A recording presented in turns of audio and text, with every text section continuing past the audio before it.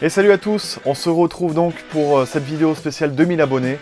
Franchement, un grand merci à tous, un grand merci à tous les nouveaux abonnés et surtout vraiment un grand merci à tous les abonnés qui me suivent depuis le début et qui me sont toujours fidèles. C'est vraiment, voilà, tout ça, ça me touche, c'est en train d'aller très vite. Donc bah, c'est super, je suis ravi, pourvu que ça continue comme ça. Alors aujourd'hui, je vais donc vous faire découvrir la deuxième partie de ma DVD Tech, donc mes DVD et mes Blu-ray qui sont derrière moi. Vous pouvez donc consulter la première partie où je présentais tout le premier étage, qui est donc sorti pour les 1000 abonnés. Alors j'espère que vous l'entendez pas trop, mais j'ai mis un petit ventilo juste en dessous de la caméra. Normalement il est un peu éloigné de mon micro, donc ça devrait le faire. Au pire je mettrai une petite musique de fond, comme ça vous n'allez pas l'entendre, mais honnêtement je crève de chaud. Donc sans ça, je peux pas faire la vidéo, tout simplement. Alors avant de commencer, je voudrais rendre son honneur à un film que j'ai malheureusement conspué lors de ma première vidéo, qui est le film District 9. Vous avez pu le remarquer, vous me l'avez fait remarquer dans les commentaires et vous avez bien raison, que la présentation de ce film c'était pas vraiment ça. Donc voilà, District 9 honnêtement c'est vraiment un film que je vous conseille. Pour moi c'est le meilleur film à ce jour de Neil Blomkamp. Donc je vous invite à le voir, c'est vraiment intelligent, c'est réfléchi, c'est original. Et voilà, il y avait vraiment des idées quoi dedans.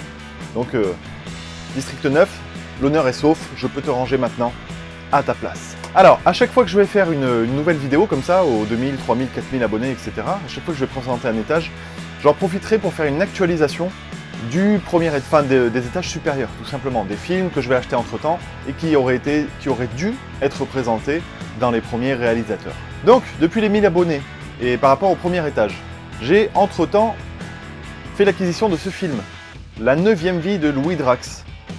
Et devinez qui a signé ce film? C'est Alexandre Aja, que je vous ai présenté dans mes réalisateurs favoris. Et voilà, je l'ai eu via le magazine Mad Movies, qui est un magazine, je suis pas super emballé par leurs critiques honnêtement. On m'y a abonné et avec la réception d'un DVD à chaque fois. Et ben voilà, là c'est une vraie grosse surprise que ce film figure dedans. Alors un abonné m'avait fait part de la connaissance de ce film, je ne savais pas qu'il était sorti. En tout cas, je ne savais pas qu'il allait sortir parce qu'il est sorti directement en DVD Blu-ray. Et bah, c'est un super film. Honnêtement, bravo Alexandre Aja une nouvelle fois, quoi. C'est un espèce de conte, un thriller avec un petit peu de fantastique. C'est à mi-chemin entre Monster Calls et peut-être Amélie Poulain. Enfin voilà, il y a un mélange de genres comme ça qui est vraiment vraiment sympa. Je vous invite à voir ce film, c'est assez émouvant, c'est beau, il y a du suspense. Donc voilà, bravo Alexandre Aja. Je vais pouvoir te ranger dans ma collection. Je vais vous parler du film A Monster Calls. Eh bien le voilà. Quelques minutes après minuit, sous-titré en français. Je vous en avais parlé de ce film, j'ai fait un zoom sur ce film, donc si vous n'avez pas vu la critique, je vous invite à aller la voir. C'est vraiment un film poignant, un super film, d'un réalisateur qui, je pense, va faire date. Donc il est en train de monter en puissance. Il va réaliser, je crois, le prochain Jurassic World. Je suis très content que ce soit lui qui fasse ça, parce que c'est un mec qui a vraiment des idées. Donc voilà, il n'y a plus qu'à voir ce que ça va donner, quoi. Et enfin, je me suis procuré Miss Peregrine et les enfants particuliers de Tim Burton. Alors Tim Burton, celui-là, c'est pas mon préféré, hein, vous le savez, si vous avez vu encore une fois mon zoom à ce sujet, puisque j'ai fait la critique de ce film quand il est sorti. Mais c'est un film que je trouve plutôt bon, et j'avais envie de le revoir. Je me le suis procuré pour 7 €, donc je trouve que niveau du prix, voilà, il en vaut pas forcément plus, mais en tout cas, je trouvais que c'était correct et que je pouvais l'acheter pour ce prix-là. Voilà pour l'actualisation des Blu-ray du début de ma DVD Tech. On va pouvoir maintenant passer au deuxième étage, et dans mon classement de réalisateurs, puisque vous l'avez compris si vous avez regardé la première vidéo, je classe mes DVD par réalisateur avant tout, puis par genre, et dans l'ordre chronologique. Nous en étions à la lettre D, donc c'est parti pour la lettre D. Attention.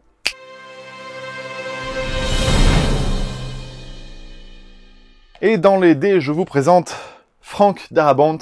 Je ne sais pas comment ça se prononce, mais c'est pas grave, du tout. Et ce réalisateur n'a pas fait beaucoup de films, il en a 4 ou 5 à son actif, il réalise des séries. Mais si je vous dis Les Évadés, je pense que ça va vous parler. Donc voilà. C'est un super film de prison, je l'ai mis dans mon top 15 des meilleurs films de prison. Si vous n'avez pas vu cette vidéo, d'ailleurs, je vous invite à aller la voir. Toujours dans l'univers carcéral, Frank Darabont a réalisé La Ligne Verte, avec Tom Hanks notamment. Et c'est un sacré film. Honnêtement, voilà, du fantastique, de l'émotion, de l'univers carcéral, tout ça mélangé, c'est vraiment ma came. J'ai adoré ce film-là. C'est une adaptation d'un roman de Stephen King. Et bah, c'est une adaptation vraiment réussie, une des toutes meilleures de ce réalisateur. D'ailleurs, un de ces quatre, je ferai un top 15 des meilleures adaptations de Stephen King au cinéma. Puisqu'on parle d'adaptation de Stephen King, Frank Darabont a réalisé également The Mist. C'est pas son meilleur, mais il est franchement sympa. Il y a une très bonne ambiance. On sent qu'il y a un petit budget. En tout cas, peut-être que je dis une grosse connerie, j'en sais rien d'ailleurs, est-ce que c'est un petit budget ou pas, je sais pas. Mais ça fait un petit peu série B, il y a quand même des airs de série B dans ce film. Voilà, il y a quand même quelque chose d'intéressant. C'est encore une fois une bonne adaptation d'un Stephen King.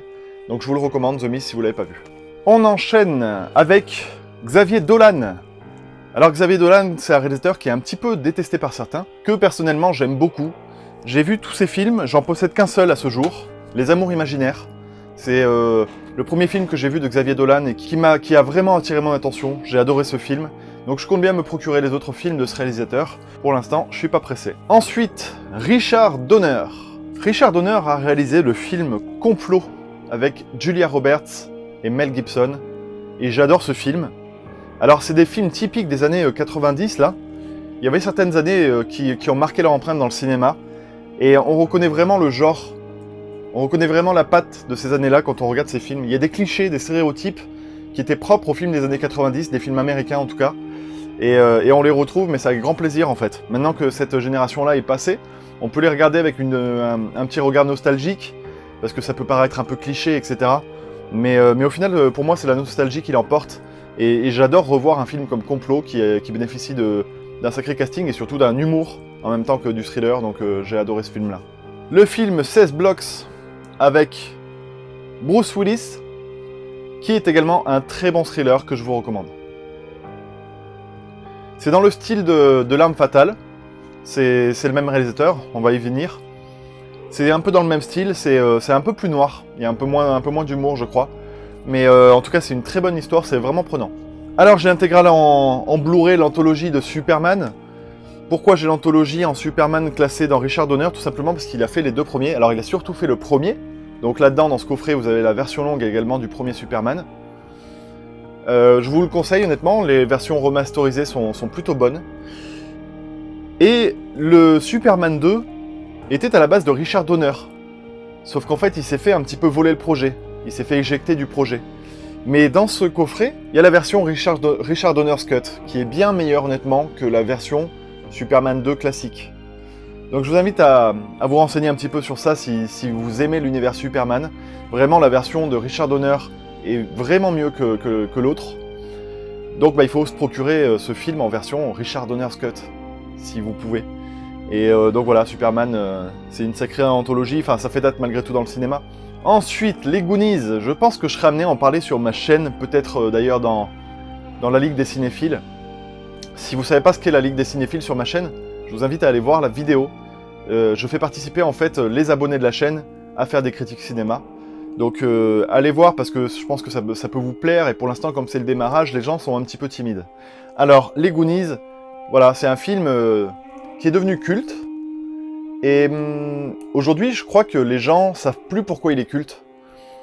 Et ça a un petit peu vieilli en fait. Je parlais tout à l'heure des années 90, là c'est encore plus vieux que ça. Et voilà, est-ce que ce film est bon ou pas? Ce serait intéressant d'en reparler, parce qu'il y a de très bonnes choses, et il y a des choses qui paraissent aujourd'hui complètement dépassées. Alors, ça peut être intéressant d'avoir un nouveau regard dessus. Ensuite, l'intégrale de L'Arme Fatale, donc en Blu-ray. L'Arme Fatale, voilà, moi j'adore ça. C'est vraiment une saga qui a marqué, encore une fois, le cinéma, une des sagas cultes du cinéma, tout simplement. Et je me dis que c'est pas plus mal que ce soit arrêté au 4, j'ai adoré le 4 aussi. Il y en a sûrement qui ont préféré les 3 et qui se sont dit le 4, ça y est, c'est dépassé. Moi, j'ai beaucoup aimé le 4 également. Et puis, je trouve ça bien qu'ils se soient arrêtés, en fait. Quand je vois ce qu'ils font maintenant avec Die Hard, et le niveau du Die Hard 5, qui véritablement ruine la saga, quoi. Alors, j'essaie de me dire qu'il n'existe pas et de regarder que les premiers en oubliant celui-là. Mais c'est un petit peu difficile. Donc, je trouve ça bien qu'au final, ils se soient arrêtés à L'Arme Fatale 4. Je crois que d'ailleurs, c'est en train de sortir en série, L'Arme Fatale. En série TV. Enfin, le Blu-ray Assassin avec Sylvester Stallone et Antonio Banderas. Ça, c'est pareil, hein, c'est devenu culte, c'est très stéréotypé, c'est très cliché, mais c'est un film qui a marqué son temps. Et donc, si vous le connaissez pas, vous pouvez le regarder en tant que divertissement. Attention, il faut se remettre encore une fois dans l'époque. Dans l'époque de ce film, il y a beaucoup de choses qui ont vieilli, mais pour moi, c'est toujours... voilà, c'est une époque qui a vraiment une couleur cinématographique. Et c'est là qu'au final, on se rend compte que des choses qui peuvent être clichés, qui peuvent être un peu grosses au moment des sorties de ces films, peuvent prendre une certaine couleur, une certaine orientation avec le temps. Et ça devient très intéressant.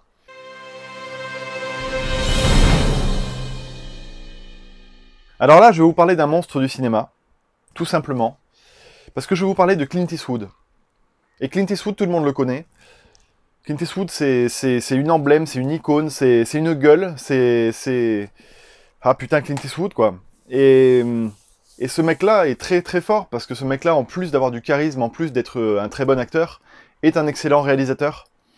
Et vraiment, sa carrière, c'est une sacrée œuvre. C'est une sacrée œuvre. Alors j'essaie d'avoir tous ces films, il y en a un sacré paquet. Ben, je vais vous les présenter tout simplement, je vais vous présenter ceux que j'ai. Et il y en a même certains d'ailleurs que j'ai pas encore eu le temps de voir. Parce que quand c'est comme ça des films, des réalisateurs que j'aime, des fois je les achète et pas sans forcément me dire j'ai absolument envie de le regarder tout de suite, je l'achète parce que j'ai un esprit un petit peu collectionneur. Et surtout, je veux respecter les œuvres des réalisateurs. Et quand j'aime un réalisateur, je suis obligé d'avoir ses œuvres. C'est comme en musique, quand j'aime un artiste, je dois écouter toutes les œuvres de l'artiste. Je comprends pas les gens qui adorent un groupe par exemple, mais qui connaissent pas les albums du groupe. Parce que pour moi, ça fait partie de la curiosité et surtout, voilà, comme je le disais déjà dans ma première vidéo, l'œuvre d'un artiste, c'est une œuvre au sens large. Même s'il y a un film qui est mauvais là-dedans, mais au final, c'est à prendre en compte parce que ça tient compte de l'évolution du réalisateur, de son parcours, de sa maturité, etc. Et au final, ça devient intéressant. Donc même si c'est raté, ça peut être intéressant. Après, s'il n'y a que des films ratés, forcément, c'est moins drôle.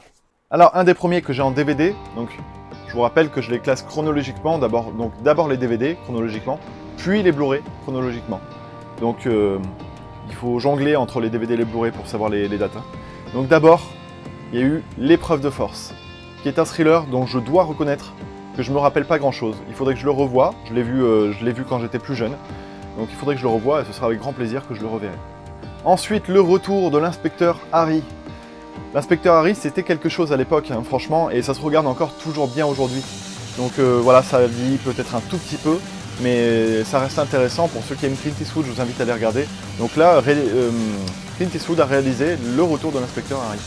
Un des tout premiers films à m'avoir fait pleurer, j'ai pas honte de le dire du tout, j'ai adoré ce film-là, c'est Un monde parfait, avec Kevin Costner, dans lequel il joue le rôle d'un mec qui s'évade de prison et qui va prendre en otage un enfant.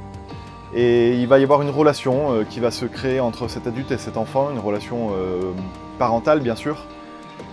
Et c'est très émouvant. Et j'ai adoré Un monde parfait, je vous invite vraiment à le voir si vous ne l'avez pas vu. Créance de sang, qui est un excellent thriller. J'ai rien à dire de plus, c'est très propre, c'est vraiment bien fait. Et c'est maîtrisé de bout en bout. Ensuite, le film L'échange, avec Angelina Jolie. Alors je n'ai pas vu ce film. Donc vous pouvez me dire dans les commentaires si vous l'avez vu, s'il est bien ou pas. Je sais qu'il a été un petit peu critiqué au moment de sa sortie en salle. Donc faites-moi part de votre ressenti. En tout cas moi je l'ai et je compte le garder puisque Clint Eastwood, voilà, tout simplement. Alors ensuite on passe au Blu-ray avec l'édition 40e anniversaire de L'Homme des Hautes Plaines, un super western. Alors là il y a très peu de noms hein, au final dans les westerns, très peu de noms connus et Clint Eastwood en fait partie. La Sanction, un de ses tout premiers films, qui voilà, ça n'a pas marqué mon esprit plus que ça, mais c'était un thriller sympa quand même. Ensuite, José Wells, Hors la loi, un nouveau western. Alors, les tout premiers westerns de Clint Eastwood, je trouve qu'ils se ressemblent un petit peu, malgré tout. Le personnage tenait surtout de l'iconisation de Clint Eastwood, et de ce qu'il dégageait, parce qu'au final, c'était toujours un petit peu le même rôle qu'il s'attribuait, ou qu'on lui attribuait, parce que là, il réalise des westerns, mais il était aussi dans d'autres westerns. À l'époque, il faisait énormément de western, Clint Eastwood, pour ceux qui ne le connaissent pas encore. Le western Pale Rider. Alors, entre les trois westerns que je viens de vous citer, honnêtement, je ne saurais plus vous dire quelle est la différence. Parce que, simplement, ça fait un petit moment que je les ai vus, et il faudrait que je les revoie, tout simplement. Le Maître de guerre. Donc un film de guerre, forcément, avec un général, enfin un général ou autre, hein, je sais plus comment ça s'appelle, un colonel, j'en sais rien, qu'est-ce qu'ils disent là-dedans. Avec un sergent. Avec un sergent qui, forcément, est un peu autoritaire, etc. C'est un peu la Full Metal Jacket, mais moins dans l'extrême quand même. Attention, je suis un gros fan de Full Metal Jacket. Mais voilà, c'est un peu dans le même genre, un petit peu moins bien pour moi, mais c'est un très bon film quand même. Ah, voilà. Quand je vous parlais de bons westerns, un chef-d'œuvre dans le genre Impitoyable. C'est vraiment pour moi un des plus grands westerns, tout simplement. Le film Space Cowboys. Donc là, il y a plusieurs grands réunis. C'est un petit peu les films de personnes âgées comme ça. C'est de plus en plus à la mode. D'ailleurs, ce genre de film où on réunit des acteurs cultes qui sont un petit peu âgés, on les fait jouer ensemble, à la raid un petit peu avec Bruce Willis, etc. Et ben ça fait son taf et ça marche très bien, franchement. Space Cowboys, c'est un film de science-fiction qui est assez émouvant, il y a de l'humour, et c'est un petit peu stéréotypé forcément, mais franchement dans l'ensemble ça fait vraiment son taf. Le génial thriller Mystic River, un des films voilà, où la carrière de Clint Eastwood en tant que réalisateur a vraiment décollé au sens large, c'est-à-dire que le public a pris connaissance de Clint Eastwood réalisateur, en gros à partir de ce film-là, et c'est tout à fait justifié, même si je vous invite à quand même à vous intéresser à ses œuvres avant celle-là. Le terrible $1 Billion Baby, un film où Clint Eastwood est un coach de boxe, et il entraîne une boxeuse. Je ne vais pas vous en dire plus, je vous invite à voir ce film, ça va forcément vous émouvoir, donc voilà, je vous invite à le voir tout simplement. Alors, 2 films de guerre, Mémoire de nos pères et Lettres d'Iwo Jima, je sais pas comment ça se prononce. Vous pouvez me lancer des cailloux ou des tomates comme vous voulez, c'est pas grave, je suis derrière l'écran. Donc, 2 films de guerre, 2 points de vue, un des Américains, un des Japonais, et c'est super. C'est vraiment bon d'avoir fait ça. C'est intéressant, et surtout, du coup, on voit que le réalisateur, eh ben, il a un regard sur les choses, il a de la distance. Donc c'est 2 bons films de guerre, j'ai une préférence pour la version japonaise. Ah, le chef-d'œuvre de Clint Eastwood, à votre avis, qu'est-ce que ça peut être? Enfin, voilà, pour moi spécialement, c'est Gran Torino. C'est à mes yeux son meilleur film. C'est le film de la maturité. Non, vraiment, voilà. Si vous l'avez pas vu, Gran Torino, téléchargez-le, regardez-le. Achetez-le, regardez-le. Vraiment, c'est un film dont je me lasse pas. Le film Invictus, et là je vais en étonner plus d'un, mais je ne l'ai pas encore vu. J'ai essayé de me lancer une fois dedans, j'ai tenu je crois un quart d'heure, je me suis endormi, alors ça peut m'arriver. Ça peut m'arriver quand je suis fatigué, ouais. Et donc je vais le revoir avec grand plaisir évidemment, mais c'est ce que j'adore d'ailleurs, d'avoir dans ma DVD Tech des films que je n'ai pas encore vus, parce que j'ai toujours donc la surprise. Alors il y en a peut-être qui se demandent à quoi ça sert d'avoir des DVD, etc. Mais mes DVD, je les regarde un nombre de fois que je peux même pas vous le dire. Il y a certains films que j'ai vus 20 fois, peut-être même plus. Et j'ai toujours plaisir à aller piocher un film dans ma DVD Tech comme ça. Le film Au-delà, avec Matt Damon. Et la française, je sais plus comment elle s'appelle, bordel. Cécile de France.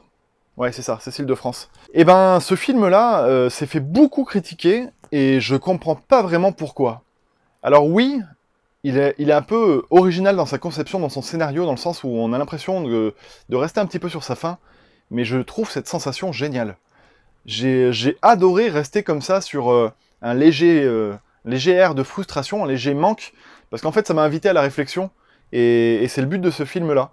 Et voilà, il est un petit peu original, c'est vrai qu'il peut paraître imparfait, mais au final, souvent ce qui est imparfait est très beau. Donc voilà, moi j'ai beaucoup aimé ce film Au-delà. J. Edgar, un biopic que je n'ai pas encore vu avec Leonardo DiCaprio. American Sniper, excellent film de guerre, très très très impactant. Au niveau de la réal, c'est vraiment super. Il y a juste une légère critique que je peux faire, c'est au niveau de la complexité du personnage, dans le sens où il est un peu torturé parce qu'il a fait la guerre en Irak, il est censé être un peu dérangé, et cette partie-là du film est pas très bien traitée, c'est pas très subtil, la façon dont on nous montre qu'il est dérangé, psychologiquement. Donc forcément, c'est un héros de guerre aux États-Unis, donc il voulait pas trop salir le personnage, je pense, mais ça aurait mérité un petit peu plus de subtilité dans le personnage. Et enfin, Jersey Boys, un film musical qui est très très bon. Ensuite, on passe à Gareth Edwards.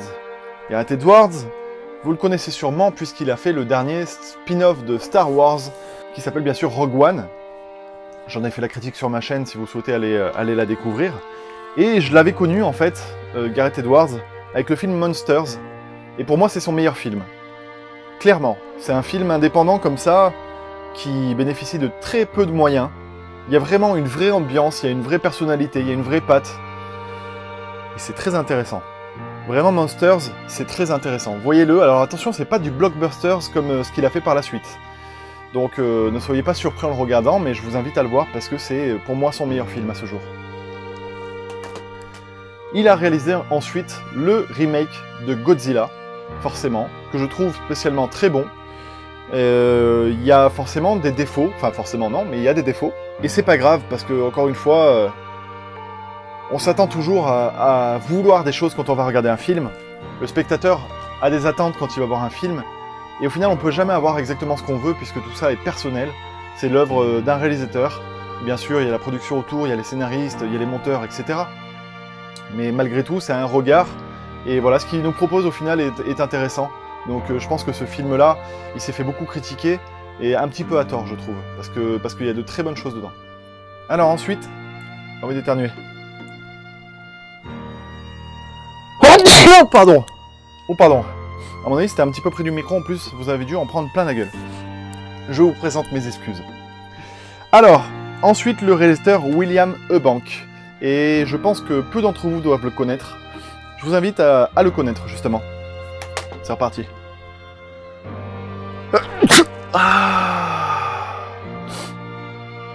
Ça va.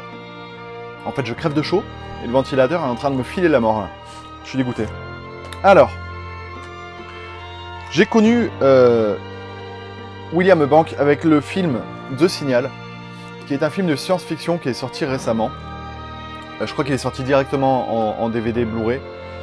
Et c'est vraiment un film que je vous recommande. Parce que il y a le syndrome des films qui sortent en VOD comme ça, qui sont méconnus et personne n'en parle. Mais putain, ce qu'il mérite, quoi. Ce réalisateur est plus jeune que moi, je crois. Il doit avoir, je sais pas quel âge il a, mais il faut vérifier sur internet, mais c'est un très jeune réalisateur. Et honnêtement, mais ce qu'il propose, mais c'est, au final, la base est assez déjà vue, assez convenue, mais ce qu'il y met à l'intérieur, mais c'est très bon. C'est vraiment très bon. Je pense que ce film peut se faire une place dans l'univers des spectateurs, un peu à la Donnie Darko. C'est-à-dire qu'à la sortie cinéma, Donnie Darko, c'était pas trop ça, mais ça a fait c'est devenu culte grâce aux spectateurs. Je pense que celui-là, ça peut être un peu la même chose. Même si c'est pas le même registre, c'est pas aussi mystérieux, mais je trouve qu'il y a vraiment... Ce film est excellent. Et d'autant plus par rapport à l'âge du réalisateur et à ce qu'il nous propose là, je trouve ça vraiment super bien foutu. Alors je vous invite à voir The Signal. Et donc je me suis regardé un peu sur le type. Et son premier film s'appelle, à la base ça s'appelle Love, ça a été retitré Space Time. Et c'est un film un petit peu à la 2001 Odyssée de l'espace. C'est très référencé, hein. Il le montre volontairement dans ce film-là. Et au final c'est super intéressant. Il faut voir aussi les commentaires vidéo du réalisateur par rapport à ce film, parce que ça rajoute vraiment, on voit vraiment ce qu'il voulait nous montrer. La fin peut-être est pas assez lisible dans le film, mais telle qu'elle est expliquée par le réalisateur, ça prend une sacrée dimension. Donc j'ai été très surpris de voir qu'un petit réalisateur comme ça, méconnu, sorte d'aussi bons films et qu'on n'en parle pas. Donc je vous en parle, je vous invite à voir ce film, et je suis sûr que ça va donner quelque chose, qu'on entendra parler de ce nom-là, de ce réalisateur à l'avenir. Ensuite, le réalisateur Gareth Evans. Et là, c'est encore une fois, je pense que vous le connaissez, vous le savez pas encore. Gareth Evans, c'est le réalisateur de The Raid. Son premier film, c'était Merantau. Je sais pas si ça se prononce exactement comme ça. Et c'était déjà un film très intéressant. Alors lui, c'est un réalisateur qui, pour l'instant, est axé arts martiaux, hein, forcément. Et voilà, ce qu'il propose, je trouve, est assez unique en son genre. The Raid a invité The Raid 2. Puisque ça a cartonné, le premier The Raid, et on aura droit à un 3, et s'il est aussi bon que le 2, je vais prendre une sacrée claque. Le 2, pour moi, c'est vraiment pas loin du chef-d'œuvre en tant que film d'arts martiaux.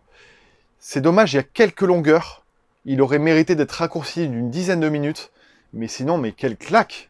En termes de réal, en termes de photographie, et la chorégraphie des arts martiaux, mais c'est juste génial. Franchement, pour ceux qui aiment les arts martiaux, ces deux films-là, c'est des sacrées pépites. Mais j'ai préféré le deuxième, qui pour moi est encore plus ambitieux, encore plus complexe dans son scénario. Donc ouais, je suis curieux de voir l'évolution de ce réalisateur, de voir s'il va se cantonner à faire des films d'arts martiaux ou s'il va se diriger sur autre chose. Mais même s'il reste dans le style arts martiaux, pour moi ça sera clairement une référence dans le genre.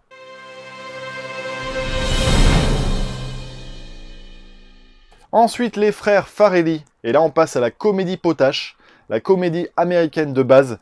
Sauf que voilà, je trouve que les deux sont vraiment très inspirés et qu'au niveau de l'humour, ça le fait. En tout cas, personnellement, ça me fait rire. Après, je suis pas forcément une référence là-dedans. Le rire, c'est très subjectif. Mais voilà, Food Irene, pour moi, c'est un grand classique de l'humour avec Jim Carrey. Pourquoi je le montre de travers comme ça, Food Irene, vous vous en foutez? C'est plutôt Food Irene comme ça. Alors je sais pas si vous voyez bien, parce qu'il y a un effet où en fait on peut, si je tourne la jaquette, il y a un côté où il est content, un côté où il est méchant. C'est justement dans Food Irene, Jim Carrey a une double personnalité. Cet acteur est un monstre du cinéma. Je kiffe Jim Carrey. Et dans ce film-là, il a l'occasion de montrer un petit peu la palette de ce qu'il sait faire. Et le film est vraiment très drôle. Alors voilà, le film 2 en 1 avec Matt Damon qui est aussi très bon. Ils ont souvent, les frères Farrelly, des thématiques qui leur sont propres. Et il y a beaucoup de la place de l'homme et des différences, en fait, dans ces films-là. Et c'est plutôt intéressant, même si ça reste superficiel, parce que c'est de la grosse comédie. Mais il y a quand même quelques messages qui sont apportés. Terrain d'entente est un des films les moins connus des frères Farrelly, et pourtant il est très bon. Alors un des moins bons justement, et qui pourtant est un des plus connus, avec Ben Stiller, et Les femmes de ses rêves. Donc là c'est un petit peu de la redite de Marie à tout prix. Enfin, on sent que là, il manque clairement d'imagination quand ils ont fait ce film. Les blagues sont un peu trop poussées, et c'est pas forcément toujours très drôle. C'est un peu, voilà, stéréotypé, déjà vu, classique, quoi. Les Trois Stooges, c'est l'avant-dernier film qu'ils ont réalisé. Et... alors, il faudra que je le revoie, mais ma première vision du film, je me suis dit, c'est une grosse merde. Parce que forcément, on met un mec qui a la tête qui ressemble un petit peu à Jim Carrey, comme si Jim Carrey avait refusé le rôle. Et du coup, bah, il est pas drôle, ce mec-là. Il a pas le talent de Jim Carrey. Donc, bah, on a du mal, parce que les trois acteurs sont moyens. La comédie est vraiment... c'est très poussé.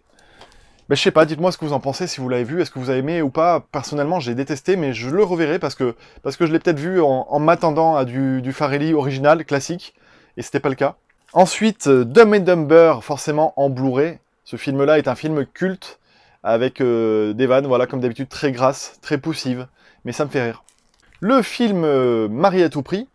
Alors j'ai été très surpris, je l'ai présenté à un pote qui est bien plus jeune que moi récemment, et ça fait un peu un bide. Alors est-ce que ce film est toujours drôle aujourd'hui ou pas? Est-ce que l'humour c'est une histoire de génération aussi ou pas? Je sais pas. En tout cas, j'ai adoré Marie à tout prix, je trouve que c'est un film qui a marqué la comédie aussi. Donc bah, dites-moi ce que vous en pensez. L'amour extra large, qui au début je l'avais pas du tout aimé ce film-là, puis je trouve qu'avec le temps en fait il prend de la valeur. En le revoyant, je l'ai revu plusieurs fois et à chaque fois je l'aime de plus en plus en fait. Le film Bon à tirer, qui est un très bon film des frères Farrelly. J'aurais aimé qu'ils poussent le délire encore plus loin et qu'ils assument la digression. J'aurais aimé que ce soit un peu moins propre, un peu moins, comment dire, bah, qu'ils aient pas peur que ce film soit interdit au moins de 16 ans ou j'en sais rien. Mais j'aurais aimé qu'ils poussent le concept à fond en fait. Parce que là, ils effleurent à chaque fois le concept. Ça fait rire, honnêtement, il y a de très bonnes idées. Mais, ah là là, quel dommage quoi. Ça aurait pu aller encore plus loin, ça aurait été magnifique. Et enfin, le film Dumb and Dumber 2, qui, pour moi, est un bon film. Honnêtement, c'est blindé de gags. Et la plupart des gags fonctionnent. Je trouve ça très fort d'avoir fait une suite à un film aussi culte et d'avoir réussi à rendre toujours les personnages attachants et surtout à avoir réussi à sortir autant de gags. Parce qu'avec le nombre de films qu'ils ont fait, et à chaque fois sortir des comédies comme ça à très peu de temps d'intervalle, c'est honnêtement très fort. Alors ça devient un petit peu forcément, un petit peu peut-être répétitif avec le temps, mais les frères Farrelly, c'est une empreinte dans le cinéma d'humour américain. Et voilà, il y en a peu, il y a peu de noms comme ça de réalisateurs, il y en a quelques-uns d'autres, je serai amené sûrement à en parler. Alors c'est parti, on va pouvoir enchaîner. Alors, j'ai un abonné sur ma chaîne qui m'avait dit j'ai hâte de voir les films que tu as de David Fincher. Et ben ça tombe bien, on y arrive. Donc voilà pour David Fincher. David Fincher qui forcément est très connu maintenant. C'est un sacré réalisateur, c'est un des meilleurs aussi. Enfin, voilà. Donc le premier DVD que j'ai c'est Panic Room, qui est un film qui n'est pas encore sorti en Blu-ray. Voilà pourquoi je l'ai en DVD, puisque s'il était sorti, je me le procurerais en Blu-ray. C'est pas un chef-d'œuvre, c'est loin d'être un chef-d'œuvre, mais c'est un très bon thriller. Alors j'en ai parlé de ce film dans mon top 15 des meilleurs Home Invasion, donc je vous invite à aller le voir, à aller voir cette vidéo si vous ne l'avez pas encore vue. Ensuite, le film Alien 3 en Blu-ray, qui est toujours dans son cellophane puisque je ne l'ai pas revu depuis un petit moment. Et je me ferai un plaisir, mais bon je l'ai déjà vu tellement de fois ce film, je me ferai un plaisir de le revoir en Blu-ray. Et c'est pour moi un très bon film, il a été vraiment sous-estimé à l'époque de sa sortie. c'est un genre à part entière, et c'est ce que j'aime dans la saga Alien, c'est que chaque film vraiment apporte un regard différent. Chaque film aborde la saga Alien tout simplement sur un angle différent, et c'est ce qui en fait une saga très riche. Alors pour moi, elle n'est pas pourrie par Prometheus et Alien Covenant pour l'instant, ça dépend ce qu'ils vont faire par la suite. Vous pouvez trouver que c'est gâché, je trouve pas forcément, mais en tout cas on sera amené à en reparler. Vous avez le droit de détester ces films. N'insultez pas les autres qui aiment, s'il vous plaît. J'ai vu quelques commentaires où je me disais mais pourquoi ce film dégage autant de haine quoi. C'est incroyable, ça reste du cinéma les gars.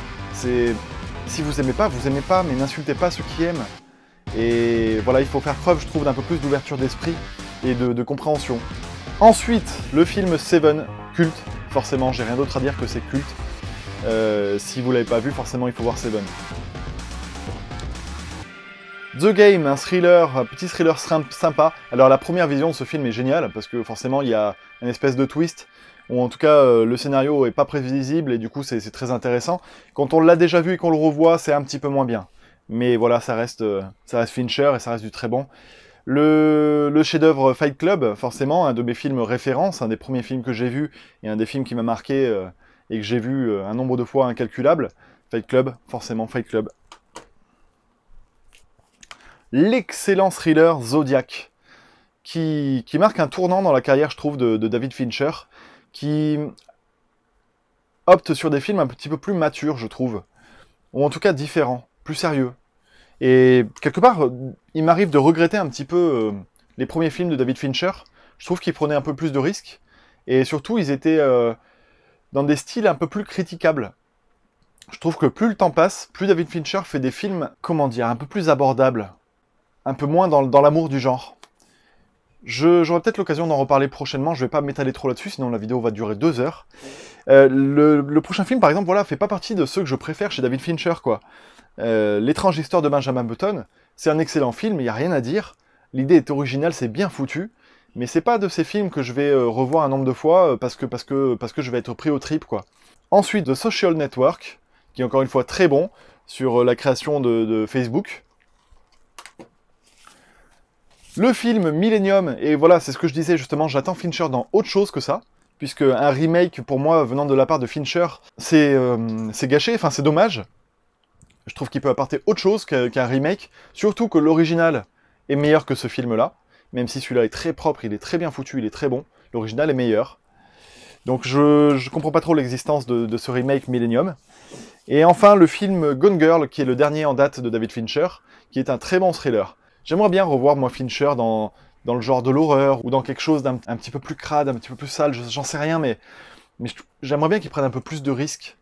Parce que ça, c'est un petit peu convenu. Enfin, je sais pas si vous voyez ce que je veux dire. Est-ce que je suis clair ou pas? Dites-moi ce que vous en pensez, d'ailleurs, de l'évolution de carrière de David Fincher en tant que réalisateur.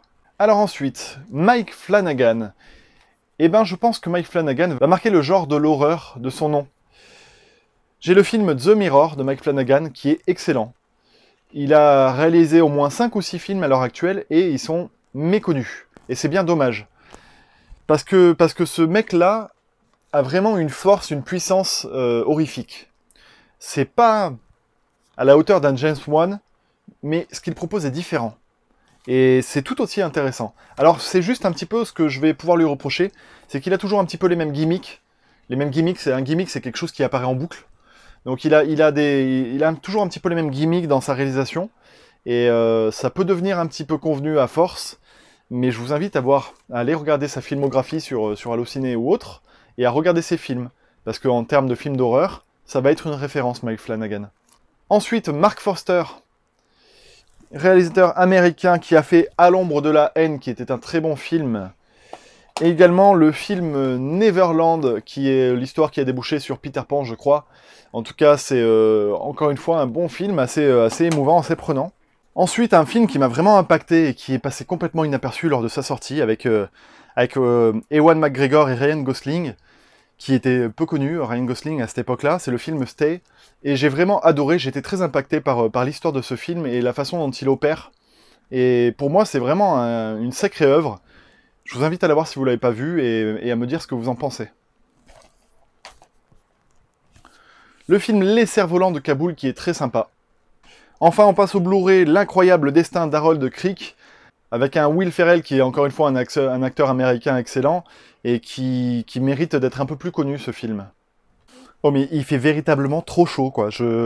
Mon appareil photo voulait arrêter, parce que oui, je filme avec mon appareil photo, en fait. C'est un réflexe. Et mon appareil photo voulait arrêter d'enregistrer, il me mettait l'appareil photo est trop chaud, en gros. Et moi aussi, je suis trop chaud. Je sais pas si je vais tenir la fin de cette vidéo sans crever, tout simplement. Donc si vous voyez mon corps qui s'affale comme une merde, c'est que c'est la chaleur qui a gagné, en fait. 1-0. Oui, voilà. Oui, j'en étais à Quantum of Solace, qui est un 007 James Bond, et c'est un des moins bons, malheureusement, parce que tout simplement, il est réalisé avec les pieds. Le montage est épileptique, et le scénario est pas top. Donc voilà, c'est un film que j'ai, mais que je n'apprécie pas forcément. Autant que Machine Gun, l'histoire est très très bonne de Machine Gun.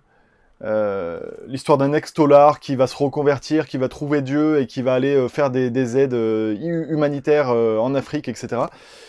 L'histoire est très bonne, mais le film ne l'est pas du tout.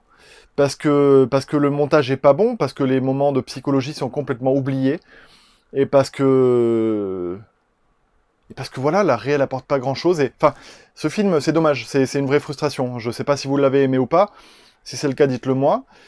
Et enfin, World War Z, que j'ai déjà critiqué dans ma vidéo des 15 meilleurs films de zombies, que je vous invite à aller voir. Bah voilà, c'est malgré tout, ça se regarde, c'est un bon film.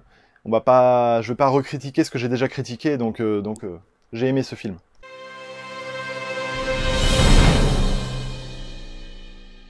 Ensuite, Christophe Gans, que j'ai connu à l'époque avec Crying Freeman, que c'est un film que j'ai vu un paquet de fois, celui-là aussi, qui pour moi est excellent, c'est l'adaptation d'un comics. Et voilà, quoi, juste si vous l'avez pas vu, je vous invite à le voir. Alors je sais pas si aujourd'hui ça a vieilli ou pas, parce qu'il est quand même assez... De quand ça date, ça? De 95, il date de 1995. C'était un putain de film à l'époque, je sais pas ce que ça vaut aujourd'hui, donc je l'ai pas vu depuis que je l'ai repris en Blu-ray, mais j'ai dû le voir une bonne dizaine de fois, ce film, et je le reverrai avec plaisir, dites-moi ce que vous en pensez. Le Pacte des loups, excellent film aussi, est-ce que j'ai vraiment besoin de parler de celui-là? Et le film Silent Hill, le premier du nom, qui est bien mieux que le deuxième d'ailleurs, qui bénéficie d'une super ambiance, super atmosphère, super photographie, une bonne adaptation de jeu vidéo, une des meilleures tout simplement. Alors là, on va parler de Mel Gibson. Et Mel Gibson, c'est quelqu'un, putain. C'est un sacré personnage, que ce soit dans la vie de tous les jours, même si c'est pas mon pote, hein, il vient pas prendre l'apéro chez moi tous les jours, mais de ce que j'en sais, en tout cas, c'est un sacré personnage, et c'est un putain d'acteur, et un excellent réalisateur. Alors son premier film, L'homme sans visage, c'est pas le plus marquant dans sa filmographie, même si ça reste intéressant, et que c'est un film plutôt sympathique à regarder. Voilà, c'est forcément pas le plus impactant quand je vais vous sortir les films qui viennent après, quoi. Donc il y a forcément Braveheart, qui pendant longtemps, quand j'étais ado, a été mon film culte. Et ça reste un excellent film de guerre, franchement. La Passion du Christ, qui est complètement sous-estimé et que je trouve génial. Voilà, il y a un rapport à la violence que chez Mel Gibson qu'il y a chez peu de monde, et qui mérite une analyse un peu plus que c'est sanglant, c'est dégueulasse, c'est... Enfin voilà. Il faut parfois aller chercher un petit peu plus loin que ce qu'on a sous le bout du nez, quoi. Apocalypto, qui est excellent, tout simplement. Et enfin, le dernier, Tu ne tueras point, un film de guerre qui est sorti l'année dernière, en fin d'année, et qui est juste excellent. J'en ai fait la critique, et ça va me faire, moi, gagner un petit peu de temps pour passer à la suite. Ensuite, je vais vous parler de James Gray, qui... Voilà, a commencé par le film Little Odessa. Je pense que peu de gens connaissent celui-là, et c'est bien dommage, parce qu'il est excellent, je vous invite à le voir.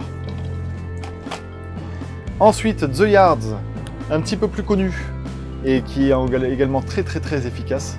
Alors là, on est dans le thriller, hein, dans le polar, etc., et j'aime ça. Et c'est pas mon style de prédilection, mais quand t'as un putain de réal derrière et qui fait des super films, bah forcément ça devient génial, quoi. Le film Two Lovers, très très très intéressant. Donc là, on est plus sur un drame, amour, enfin histoire, voilà. Hein, vous m'avez compris? Non? C'est pas grave. Voyez-le, ce sera plus simple. La nuit nous appartient, qui est vraiment très très très très bon, tout simplement. Voilà, il a sorti un autre film récemment que j'ai critiqué aussi, The Lost City of Z, qui pour moi était un petit peu moins bon par rapport à ceux que je viens de vous présenter. On passe sur Paul Greengrass, enfin on lui passe pas dessus directement, on passe au réalisateur, Paul Greengrass. Alors j'ai son film Vol 93 qui retrace l'histoire d'un attentat, c'est un espèce de film documentaire comme ça qui est très intéressant. Et ensuite dans les Blu-ray, forcément, La mort dans la peau. Alors c'est pas lui qui a fait le premier La mémoire dans la peau, hein. La mémoire dans la peau c'est Doug Liman, qui est totalement autre chose. Et d'ailleurs ça se ressent énormément dans la réalisation, ne serait-ce qu'au sein de cette saga. Le premier film est complètement différent de la suite. Donc La mort dans la peau qui est très très bon. La vengeance dans la peau, forcément. Alors, ce réalisateur, sa caractéristique, forcément, c'est aussi le montage ultra rapide, l'enchaînement des séquences comme ça, presque à la limite épileptique. Hein, c'est quelque chose, un genre qui peut vraiment déranger, une façon de réaliser qui peut déranger. Voilà, quand c'est vraiment bien fait, ça passe pour moi. Mais c'est vrai que c'est pas le genre de film que j'aime à voir des tonnes de fois, parce que justement, il a cette spécificité qui peut être un peu agaçante. Pareil pour le film Green Zone, qui est un très bon film. Et enfin, le film Captain Phillips, que je n'ai pas encore vu. Donc n'hésitez pas à me dire ce que vous en avez pensé.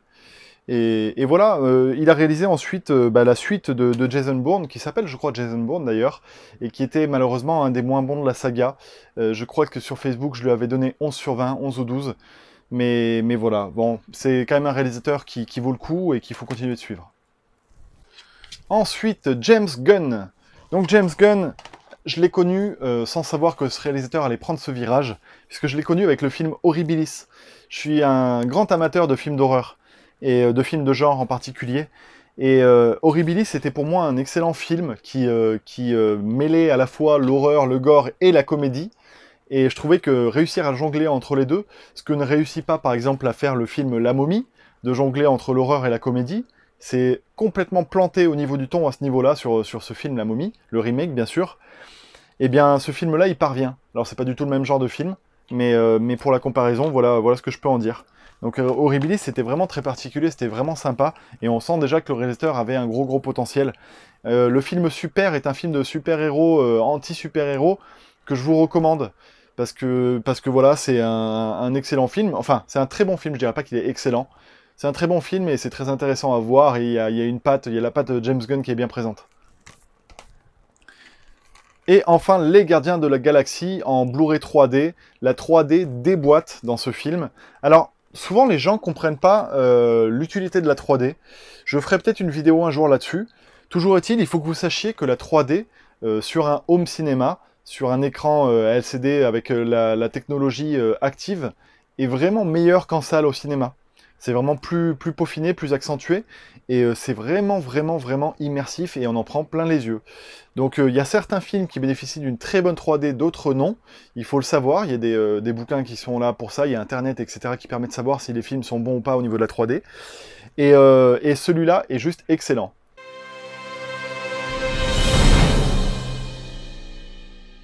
Ensuite, Ron Howard. Alors Ron Howard, il a réalisé le film La Rançon avec Mel Gibson, qui est un excellent thriller pour moi. Ensuite, j'ai De l'ombre à la lumière avec une jaquette dégueulasse que j'ai imprimée chez moi. Le film et le DVD à l'intérieur est original, mais j'avais pas la jaquette.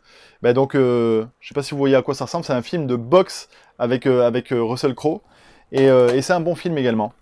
Ensuite, en Blu-ray, la 20e édition de Apollo 13. Alors, je vous encourage, il y a plusieurs éditions, encore une fois, Blu-ray de ce film. L'édition 20e anniversaire est remasterisée et est impeccable, alors que l'autre était vraiment pas terrible. Donc voilà, Apollo 13, c'est un grand classique, et c'est un bon film de science-fiction. Un homme d'exception que je n'ai pas encore vu, malgré ses 4 Oscars en 2001. C'est un film que je me suis procuré récemment, et que j'ai pas encore eu l'occasion de voir, donc dites-moi ce que vous en pensez, si vous l'avez vu.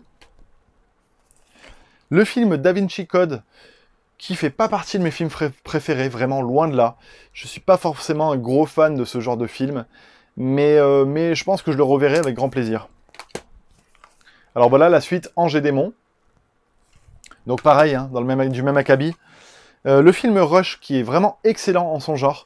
Un film, donc, c'est un biopic sur la course automobile, et c'est vraiment bien foutu. Et enfin, Au cœur de l'océan, qui est pour moi un super film, vraiment bien réalisé par rapport au scénario de base, au pitch. Il n'y avait pas grand chose à pouvoir en faire, et je trouve que ce qu'il a fait est génial. la première partie du film, parce que ce film se décompose en deux parties, et la première partie, niveau réalisation, c'est vraiment excellent. Niveau immersion sur le bateau, etc., c'est vraiment, vraiment bien foutu. Alors en 3D, ça prenait encore plus d'ampleur au cinéma, je me rappelle. Là, j'ai la version que 2D en Blu-ray. Mais voilà, après, ce qu'il propose dans la deuxième partie est forcément un petit peu moins intéressant à suivre.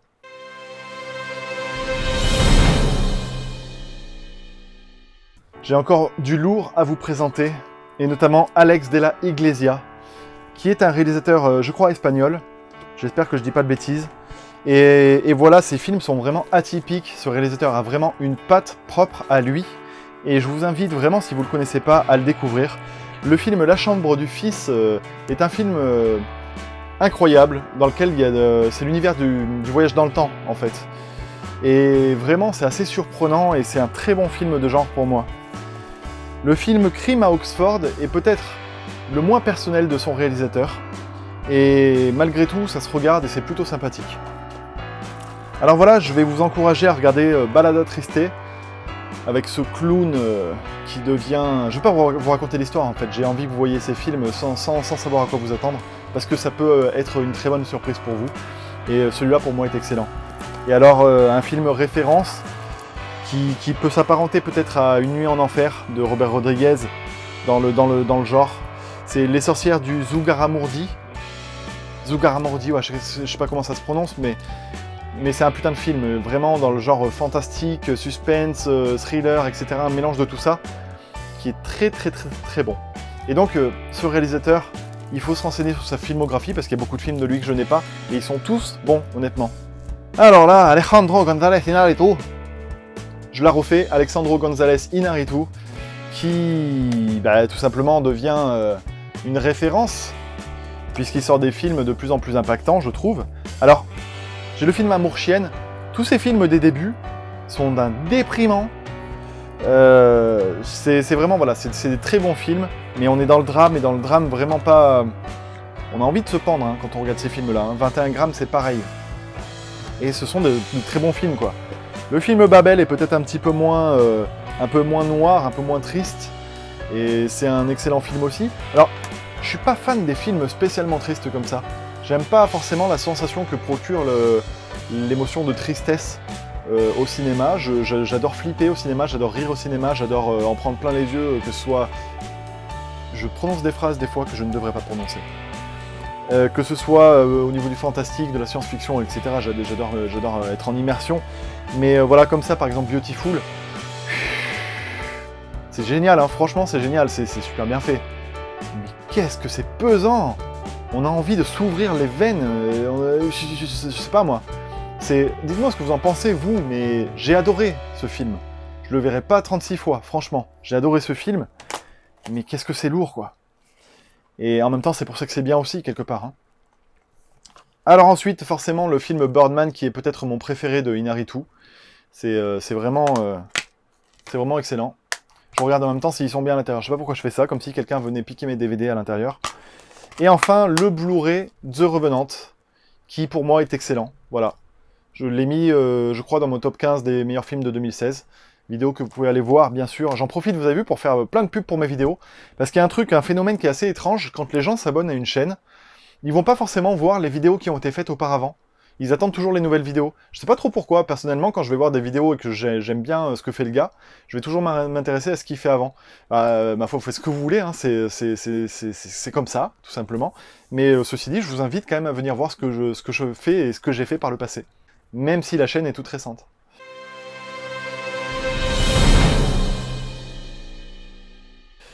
Alors, ensuite, on passe sur Peter Jackson.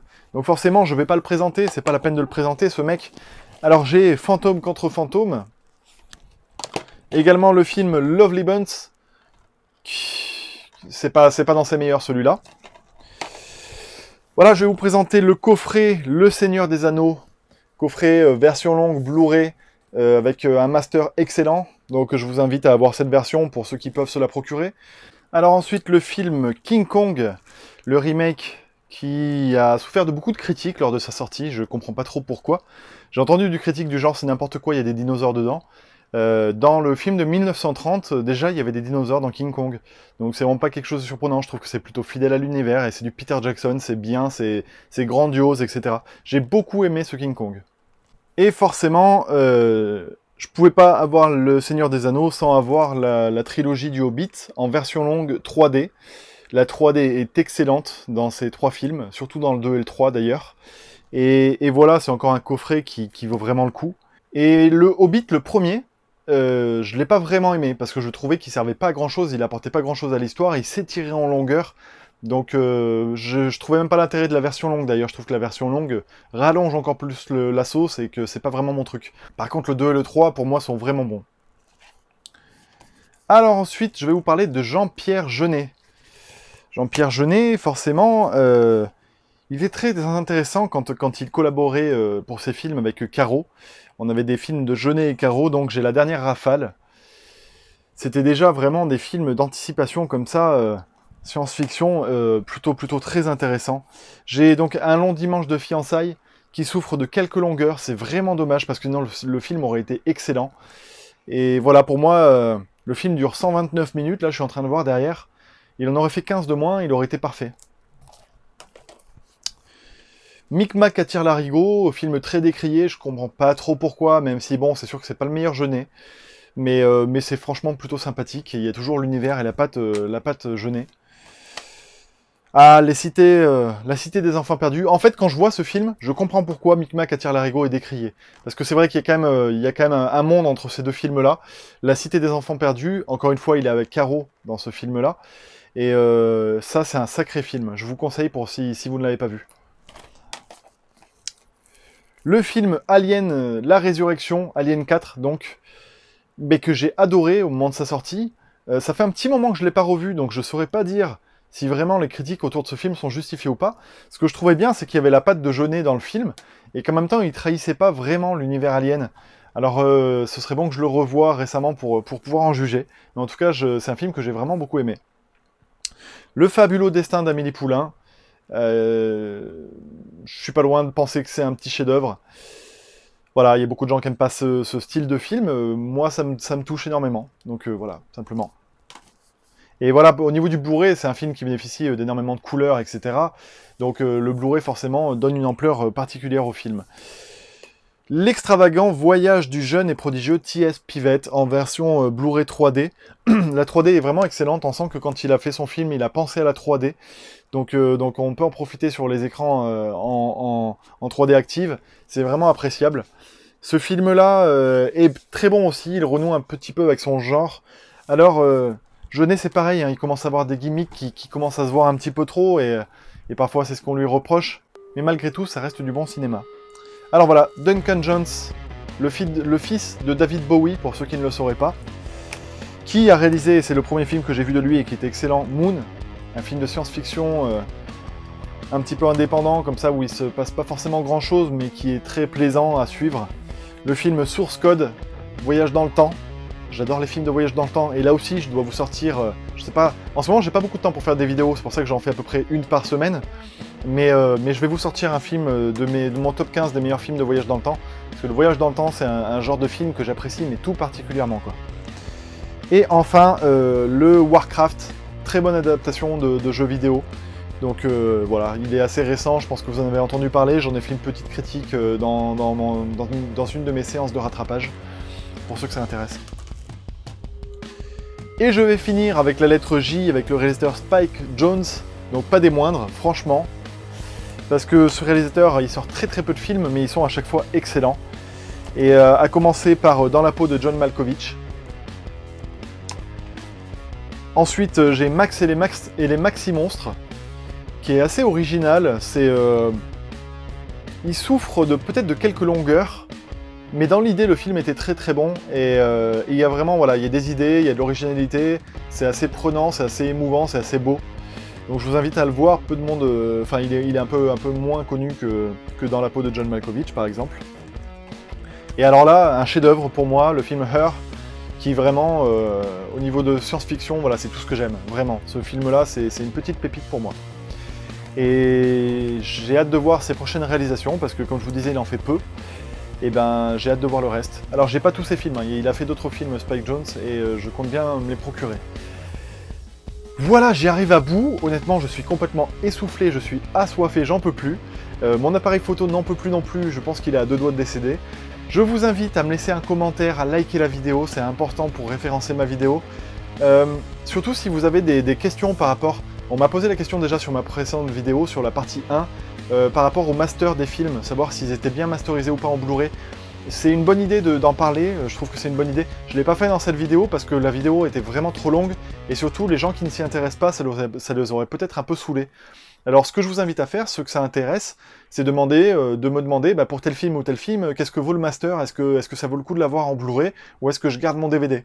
Et là je pourrais vous renseigner sur la troisième partie de la vidéo, ou dans les commentaires, à voir. Je vous invite à partager en masse cette vidéo si ça vous a plu, je vous invite à vous abonner si on ne se connaît pas encore, et à venir découvrir mes anciennes vidéos si ça vous intéresse. En tout cas, bienvenue à tous, merci à tous une nouvelle fois pour les 2000 abonnés, merci à tous d'être là, merci d'être présents. La chaîne est récente et elle progresse vite, donc merci beaucoup pour tout ça. Je trouverai moyen de vous remercier autrement, faites-moi confiance. Et puis je vous dis que voilà, on se retrouve pour les 3000 abonnés pour la suite de la présentation de la DVD Tech. J'espère que vous serez au rendez-vous. Sur ce, je vous dis à plus. Ciao, ciao.